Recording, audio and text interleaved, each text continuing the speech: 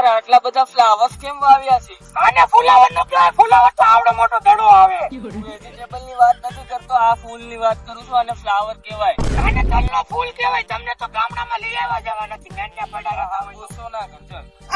તો તમારામાં તલમાં પાણી પાવાનું હોય તો ગ્લાસે ગ્લાસે એક એક છોડ ને પાતાશો ને. કેવો માણસ છું તું તો? આયા તલ પાકી જાય તઈ ઠેઠમાં પૂગી ને કઈ ખબર જ નથી પડતી તને તો.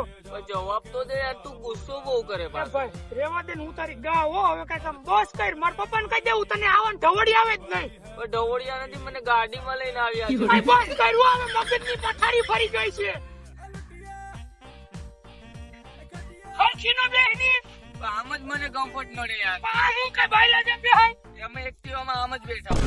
આ તને એક્ટિવા દેખાઈશ. સ્પ્લેન્ડર છે તો આમાં કેમ બેસવાનું? આમ ઘોડો પલંગ બેહવાનું હોય, બેહી જાય એમ. બોલે હા હું બેઠો એમ.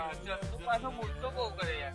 હવે ગુસ્સો મસાલાનું ખાવું. મારા પપ્પાને કહેતો ને હું તને પાડી દે. એવું થોડું ચાલે, અંકલ ને કેવું તો પડે ને. અંકલ ગાડીનું છે ને, મને ઉભો પાડી નાખશે. ઊભો મતલબ આ ના ના આમ એ તો આડું જ તો પણ ખબર છે તું કેમ પૂછતો?